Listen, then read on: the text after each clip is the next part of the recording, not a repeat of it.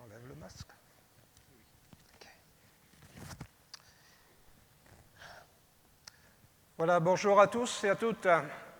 Très heureux d'être avec vous ce matin et de partager ce culte avec mon épouse et aussi mes beaux-parents qui nous accompagnent. Voilà, très heureux d'être ensemble et de partager cette bonne communion fraternelle. Que Dieu vous bénisse abondamment et qu'il vous renouvelle à tous égards. Je vous apporte les salutations de l'Église de Mayotte, les salutations aussi de mes deux collègues qui entrent dans le ministère, les deux stagiaires, Sébastien et Dachary. Voilà, et puis l'Église est en bonne santé malgré la pandémie. Nous avons nous aussi établi comme vous les distanciations, les règles, et nous avons aussi mis en place deux cultes qui nous permet de dégorger un petit peu notre rencontre, puisqu'en un seul culte, on avait beaucoup, tandis qu'à deux, ça permet de bien équilibrer. Les semaines, nous avons repris aussi nos conférences avec un petit décalage horaire, puisque nous vivons aussi à Mayotte un temps d'insécurité, et pour ne pas mettre en péril aussi nos frères et sœurs qui habitent très loin, qui marchent à pied. Donc nous avons dû décaler un petit peu nos points de rencontre. Voilà, priez bien pour nous, pour ces temps d'insécurité. Je tiens à vous remercier pour vos prières, pour aussi votre engagement dans les offrandes missionnaires. Merci beaucoup pour tout. Je sais que lorsqu'on est sur le terrain, lorsqu'on est confronté à des situations, nous savons que derrière nous, nous avons toute une armée, nous ne sommes pas seuls. Et je tiens beaucoup ce matin à vous remercier pour vos prières, pour notre ministère, mais aussi pour l'avancement, la croissance de l'œuvre de Dieu. Dans cette deuxième partie de l'année, nous avons des projections, nous avons des projets d'avancement au niveau des ouvertures de lieux de culte.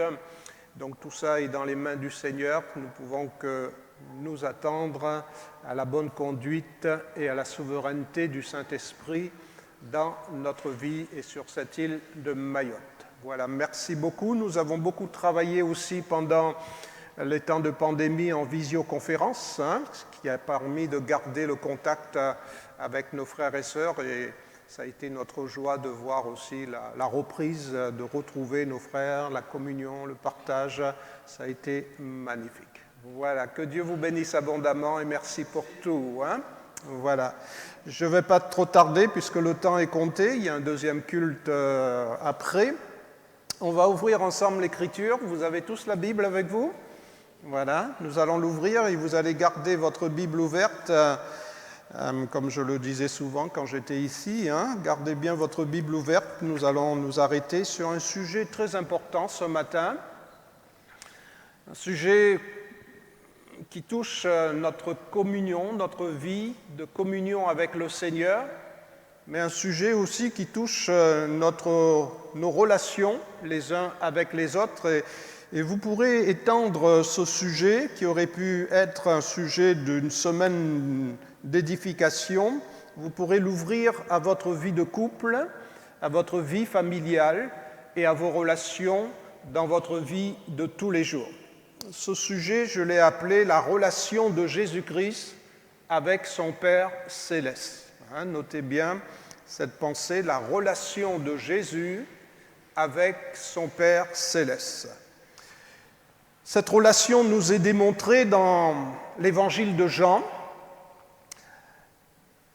dans tout l'évangile, et je vous encourage à lire tout l'évangile de Jean pendant cette semaine.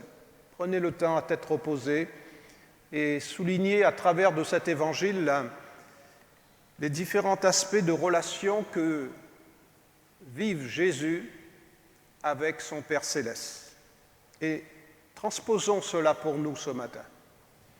Et posons-nous la question d'une manière personnelle, quelle est ma relation avec le Père, le Fils et le Saint-Esprit? Dans l'évangile de Jean, chapitre 3, je vais juste vous donner un petit amorce, peut-être ça va vous aider à travailler cette pensée biblique de ce matin pendant la semaine. Quand vous ouvrez l'évangile de Jean, chapitre 3, Et à partir du verset 35, nous découvrons déjà une première relation. Je l'ai appelée la relation de vie. Avons-nous une relation de vie avec Jésus? Avons-nous une relation de vie avec le Père? Avons-nous une relation de vie avec le Saint-Esprit? Une relation de vie qui dégage l'amour, qui dégage le partage et qui dégage la fidélité et aussi l'obéissance. Je vais vous citer seulement cette référence où Jésus dit « Le Père aime le Fils et il lui a remis toutes choses. » Il y aurait beaucoup de choses à dire, ce n'est pas le sujet de ce matin. Et il ajoute « Le Père aime le Fils et il lui montre tout. » C'est magnifique cette relation-là. La deuxième relation que vous retrouverez aussi dans l'évangile de Jean, je l'ai appelée la relation d'action, où Jésus dit « Mon Père agit, jusqu'à présent, moi aussi j'agis. » Relation d'action. Il ajoute en complément « Le Père donne la vie, le Fils aussi donne la vie. » Jésus dit « Le Père ressuscite » et il dit « Le Fils aussi ressuscite. » Relation d'action. J'aime le Père et Jésus dit « J'agis selon l'ordre que le Père m'a donné. » La relation qu'on va voir pour nous ce matin, il y en a d'autres. La relation qu'on va voir ensemble, je l'ai appelée la relation d'unité. Avant de voir la relation d'unité, une question s'impose à notre cœur, puisque nous sommes dans cette deuxième partie, nous entamons la deuxième partie de l'année. Puisque j'ai reçu la vie du Père, puisque j'ai reçu la vie du Fils, puisque j'ai aussi la vie de l'Esprit, posons-nous la question dans cette deuxième partie de l'année, où j'en suis dans cette relation de vie. On va faire une première lecture dans Jean chapitre 17, à partir du verset 20. Jean chapitre 17, verset 20. La relation d'unité.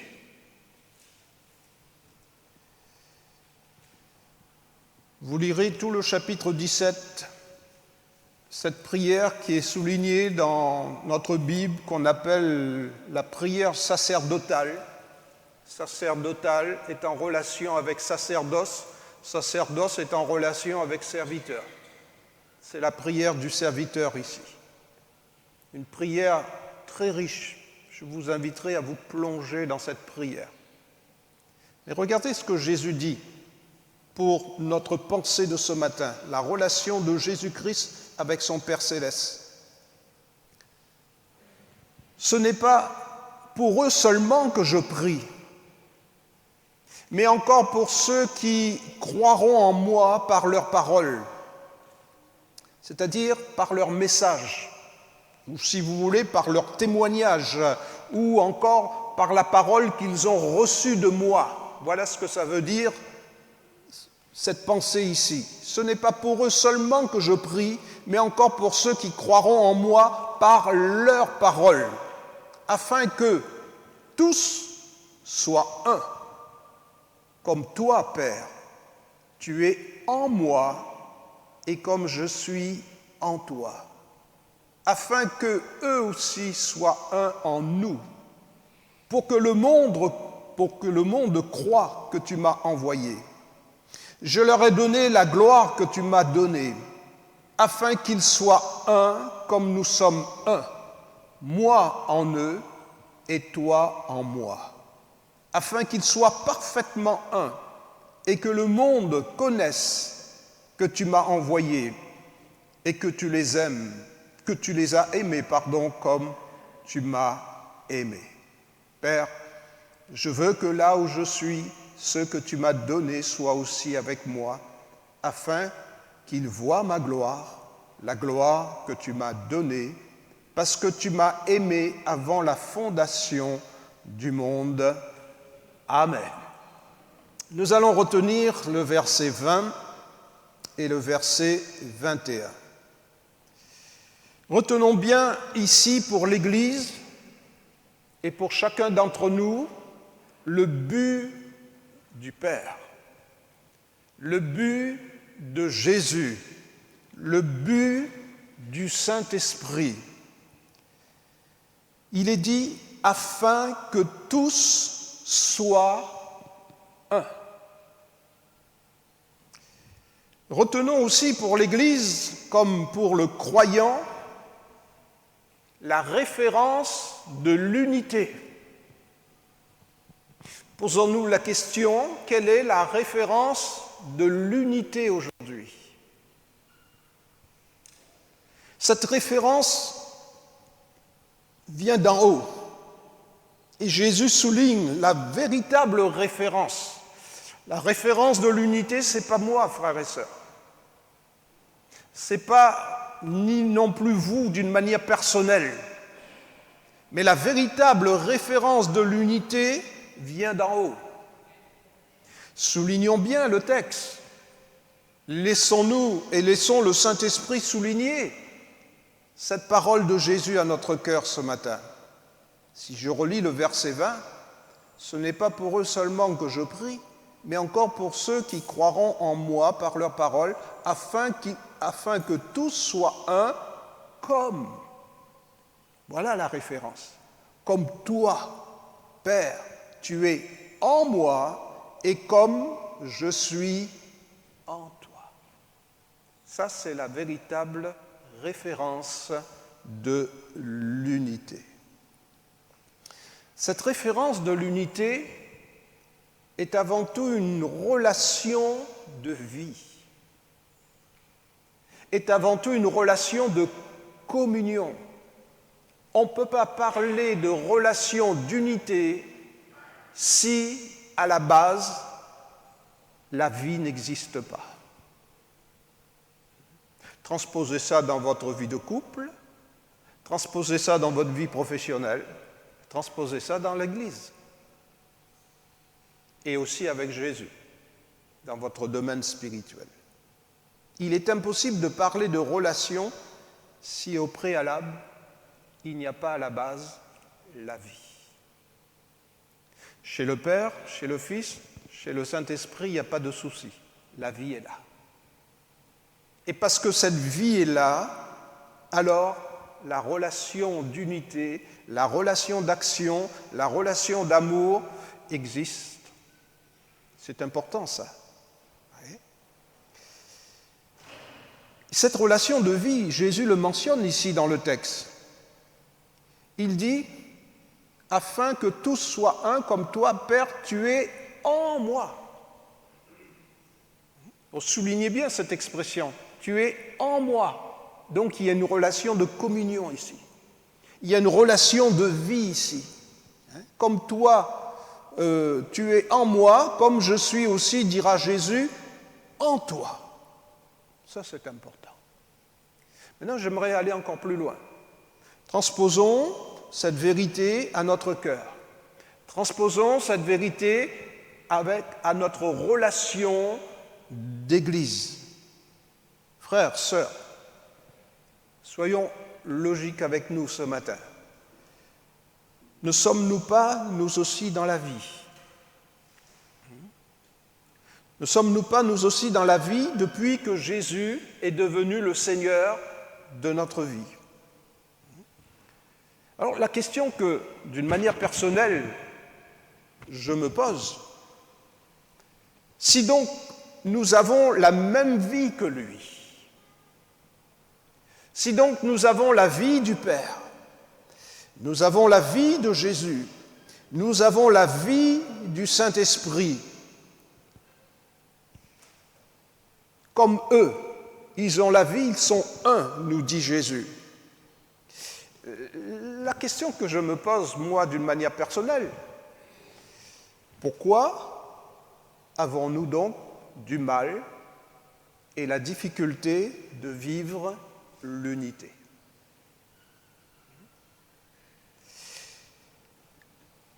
D'où vient le problème? Si je regarde l'Écriture, si je regarde l'Évangile, la réponse ne vient pas, le problème ne vient pas de la vie de Christ. Si je lis ce que l'apôtre Pierre me dit dans sa deuxième lettre, Pierre me dit, de la part du Seigneur, dans sa divine puissance, Dieu nous a donné tout ce qui contribue à la vie. Ça veut dire que dans cette vie de Christ, dans cette vie du Père, dans cette vie de l'Esprit, il y a tout pour que vous et moi, nous avancions dans la vision de ce que le Seigneur attend de nous. Il y a tout. Il y a une nouvelle, en grec, dans le terme, dans d'autres versions bibliques, il est dit qu'il y a tout ce qui est nécessaire pour vivre dans l'attachement avec Dieu.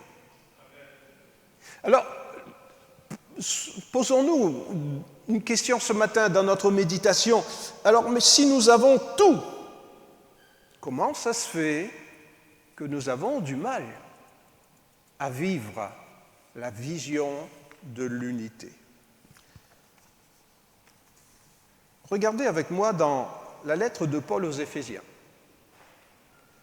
Le problème, frères et sœurs, chapitre 4 du livre de la lettre de Paul aux Éphésiens. Le problème qui empêche l'unité chez moi, le problème qui empêche l'unité chez nous, vient de notre propre nature.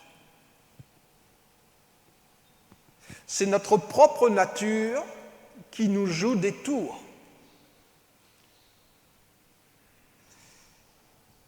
Qui nous empêche de développer la vie de Christ. Lorsqu'on a tendance à laisser notre vieille nature prendre le dessus, cette vieille nature engloutit la vie de Christ. Et à cause de cette vieille nature, tout est déréglé. Et à cause de ce dérèglement, nous avançons plus. Et nous nous créons nous-mêmes toutes sortes de perturbations et toutes sortes de problèmes. Alors regardez dans Éphésiens chapitre 4, je vous laisse quelques brides de ces références. Éphésiens chapitre 4, à partir du verset 1er, il y a des vertus que la parole de Dieu nous appelle à cultiver, à entretenir pour construire et pour conserver l'unité dans notre propre vie, dans notre vie familiale, dans notre vie professionnelle et voire même dans notre vie d'église, dans notre communion les uns avec les autres. L'apôtre dit ceci, « Je vous exhorte donc, moi, le prisonnier dans le Seigneur, à marcher d'une manière digne. » Digne, ça signifie faire honneur. Digne, ça veut dire que vous et moi, nous sommes conscients qu'il y a une valeur ici que le Seigneur nous a donnée. La vocation de marcher d'une manière digne de l'appel. L'appel céleste, elle ne vient pas d'en bas, elle ne vient pas d'un homme, elle ne vient pas de qui que ce soit de la terre. Cet appel vient d'en haut. Puisque ça vient d'en haut, ça a de la valeur. Donc, il n'est pas question de bâcler, de marcher, comme on dit à La Réunion, casse-cassé, de faire honneur. Alors, regardez ces vertus qui doivent nous accompagner dans notre marche et qui va avoir une répercussion dans nos relations comme dans notre communion avec le Seigneur. À marcher d'une manière digne de la vocation qui nous a été adressée en toute humilité.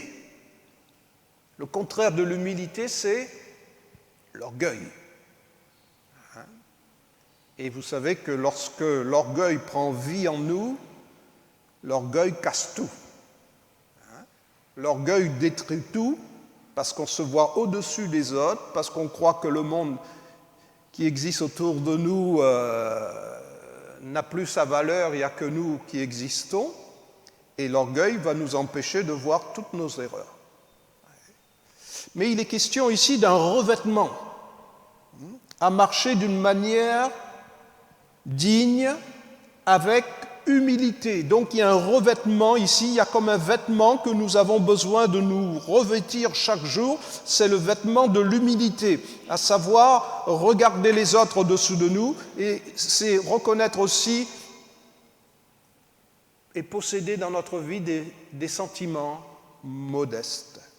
Et vous savez ce que dit l'Écriture. Dieu élève les humbles, mais il rabaisse les orgueilleux. Donc l'unité peut être brisée si l'orgueil est là. Donc l'humilité est importante. Puis, une autre vertu, il est dit avec douceur. La douceur ici est associée à l'humilité. La douceur contribue à l'unité. La douceur rend l'unité agréable, doux. Et vous savez ce que dit le psaume 133, qu'il est doux et agréable pour des frères, des sœurs, d'être ensemble. Pas seulement ensemble dans un lieu, mais ensemble de cœur. Ensemble dans la vision de l'unité. Le contraire de la douceur, c'est quoi? C'est l'agressivité, la méchanceté, la dureté du cœur en parole et en action, et voire même en regard.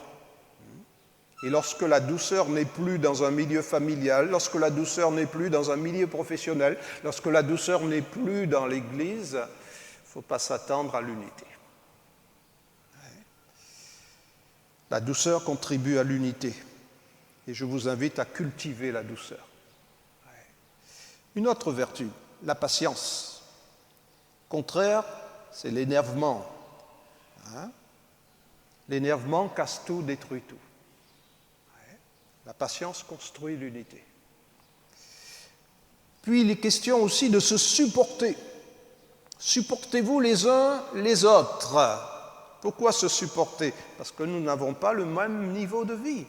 Nous n'avons pas le même point de vue, nous ne sommes pas au même niveau de croissance. Et se supporter, ça signifie s'attendre au progrès de l'autre. Ça ne veut pas dire « j'ai pas le choix ». Si je supporte ma femme, ce n'est pas parce que je n'ai pas le choix. Je suis marié avec elle, je fais avec. Non, ce n'est pas ça. Si je la supporte et comme elle me supporte, c'est parce qu'elle voit que j'ai besoin de faire des progrès. Donc je vois chez l'autre le progrès à faire. Donc je supporte, comme le musicien, comme le professeur qui supporte son élève. Voyez ? Parce que ce professeur voit chez cet élève quelqu'un qui va arriver à un progrès. Construire l'unité passe par cette vertu ici. Et puis, il parle aussi de l'amour. Supportez-vous les uns les autres avec amour. Non pas l'amour qui est sous contrainte, non pas l'amour qui est comme un devoir, mais l'amour du cœur qui aime la vérité. Et cet amour dans la vérité contribue à l'unité parce que cet amour édifie, construit, console, mais ne divise pas. Puis il parle aussi de la paix, en disant « vous efforçant de conserver l'unité de l'esprit par le lien de la paix ». C'est tout le contraire de la guerre, c'est tout le contraire des tendances qu'on peut se donner. Alors j'aimerais quelques minutes m'arrêter sur cette petite pensée que l'apôtre Paul souligne en rapport avec l'unité ici. « Vous efforçant de conserver l'unité de l'esprit par le lien de la paix. » J'ai relevé une traduction qui est la traduction Parole vivante. Et cette traduction nous dit efforcez-vous de conserver entre vous l'unité que le Saint-Esprit a créée et restez liés les uns les autres dans l'harmonie et dans la paix. Je vais vous relire encore une fois cette traduction. Efforcez-vous de conserver entre vous, entre nous, l'unité que le Saint-Esprit a créée et restez liés les uns les autres dans l'harmonie et dans la paix. Retenez bien ce que le Saint-Esprit nous invite à faire ici. Il est dit conserver. Il n'est pas dit créer, mais conserver. Ce qui veut dire qu'il y a déjà tout dans le Seigneur pour que vous et moi, nous puissions vivre l'unité. Il y a déjà tout dans la vie de Christ. Donc c'est à moi de conserver ça. De vivre. Si je vis, je vais conserver. Si je ne vis pas, je vais le mettre à la poubelle. Ouais. La deuxième chose à retenir dans ce verset, c'est l'unité de l'esprit. C'est quoi l'unité de l'esprit? Est-ce que vous avez déjà réfléchi à ça? L'unité de l'esprit, c'est quoi? C'est simplement ce lien de communion, de partage, de vie qui existe entre Dieu le Père, Dieu le Fils et Dieu le Saint-Esprit.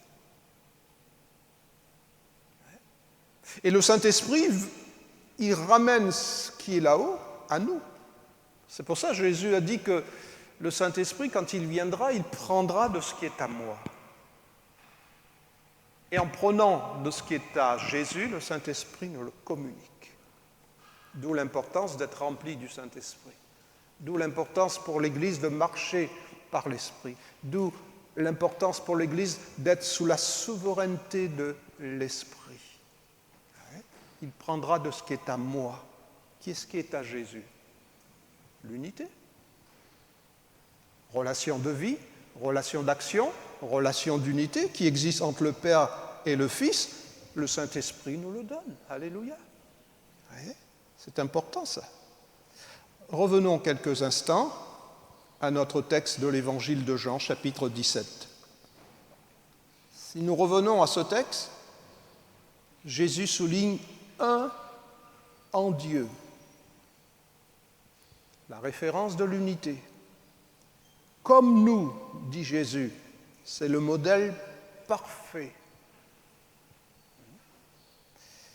L'Église qui veut vivre l'unité de l'Esprit doit s'imprégner d'une véritable vie de relation avec le Père et le Fils et le Saint-Esprit. Il n'y a pas de secret, frères et sœurs. N'allez pas chercher l'unité à l'île Maurice, à Toronto, je ne sais pas où, quel pays vous aimeriez aller. Ce n'est pas la peine.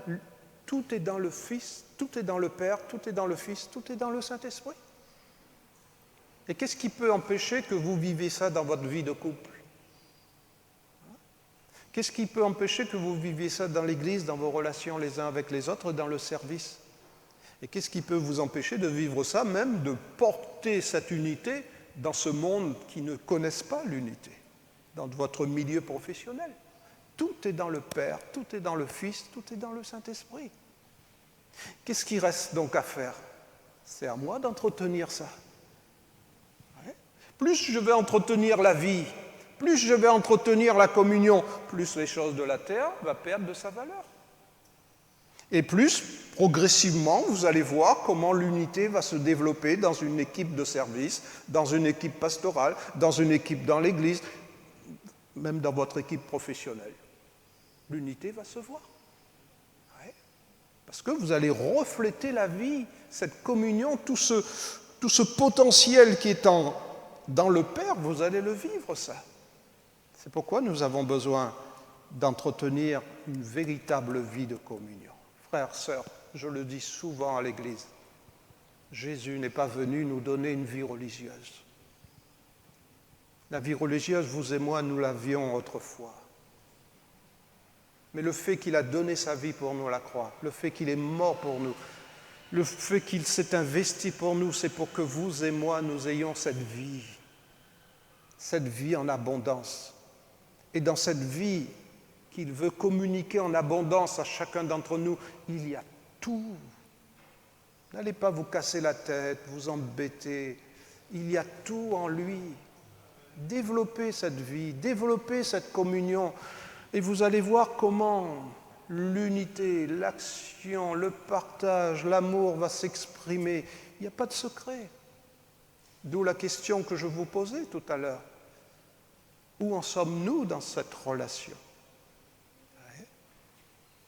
Que Dieu vous bénisse ce matin et qu'il nous bénisse chacun d'une manière personnelle.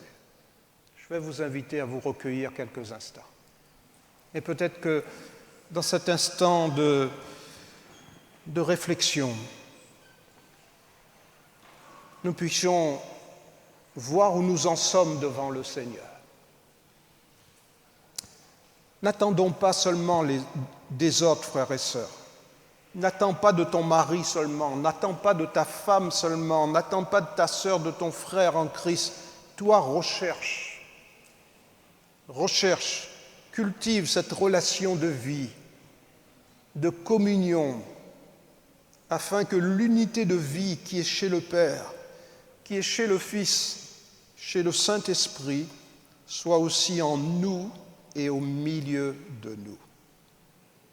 C'est pourquoi Jésus dit, c'est ainsi que le Père sera glorifié et que le monde croira, parce qu'on laissera des traces, une vie derrière nous qui sera visible par notre langage, par notre comportement, par notre attitude, parce que la vie, ça se voit, et la vie, ça s'entend. Alors, ayons un temps de prière ensemble. Et peut-être restons quelques secondes dans le silence et laissons le Seigneur nous parler ce matin. Peut-être que quelqu'un a besoin de faire encore des progrès. Peut-être que l'unité n'est pas dans la maison. L'unité n'est pas dans vos relations de couple. L'unité n'est pas peut-être dans l'Église, dans votre relation de service, dans votre vie personnelle, dans votre vie professionnelle. Laissez le Saint-Esprit vous amener et vous entraîner dans ce côté du Seigneur. Alléluia. Restons quelques instants dans ce silence. Puis dites-lui, parle-lui avec votre cœur. Dis-lui, Seigneur, je veux vivre l'unité. Pas seulement dans des actions extérieures, mais l'unité qui vient du cœur. Cette unité qui vient de ta relation avec le Père, le Fils et le Saint-Esprit. Seigneur, bénis chacun d'entre nous ce matin. Merci pour ta parole.